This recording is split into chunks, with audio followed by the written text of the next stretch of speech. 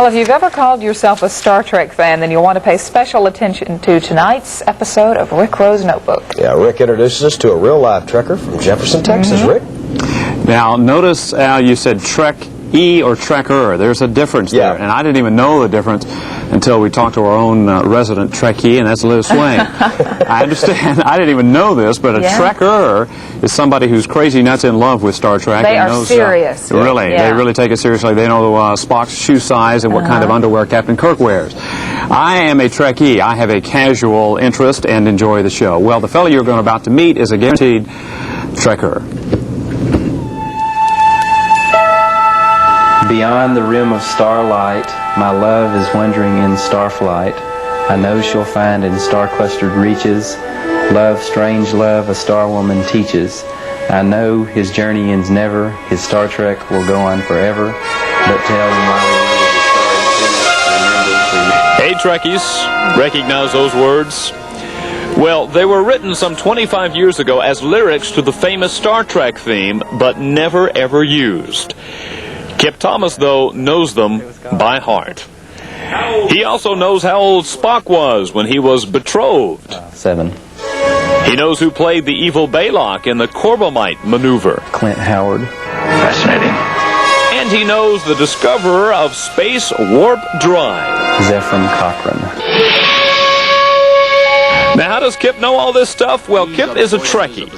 He figures he's seen all 79 Star Trek episodes at least. It's got to be 50. It's got to be. At least. Maybe. Believe me, Kip has seen the shows so often he can actually quote dialogue.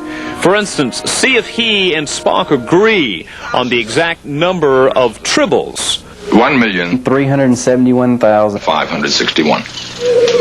That's assuming one tribble multiplying with an average litter of 10, reproducing in a new generation every 12 hours over a period of 3 days. You're better than Spock, and I know Spock said that, didn't he? Yeah, he said that. That's Indeed, even the first officer from Vulcan would admire Kip's knowledge of Star Trek. Over the last 15 years, Kip has read every book, collected every souvenir, listened to every record, and bought virtually every Star Trek poster ever made.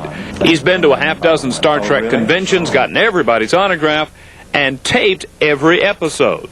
Not videotape, audio tape. He has taped every single episode, all 79 of them, on audio cassettes. Here they are. And not only that, he also taped the original movie on audio, which, by the way, he taped off the speaker at a drive-in theater. Now that's a Trekkie. No, that's a Trekker.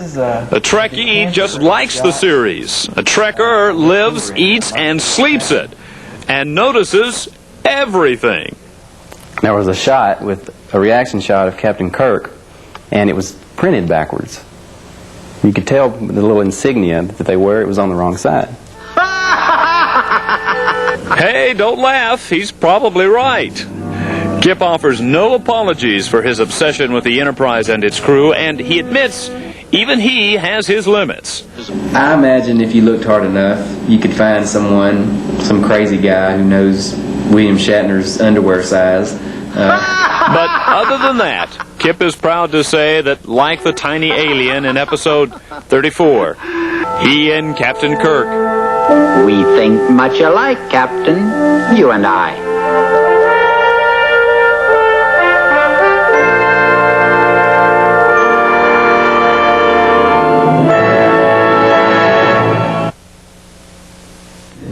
That, by the way, is the final scene from my all-time favorite Star Trek series, the Corbomite maneuver. Now, Liz, I know you fancy yourself a Trekkie, and I know that you've watched the show, and you're not a Trekker, but you're a Trekkie. I want to ask you a fairly simple trivia question here. And I'm talking about the chain of command on the Enterprise. Now, if for some reason Captain Kirk and First Officer Spock happened to get hit by a couple of phasers, who would take over? Who would then be the commander? I would say Montgomery Scott. Montgomery Scott is absolutely the right answer. I should have known you would get it right. Beautiful. Good job. Thank you. It was a great story. Thanks, Rick.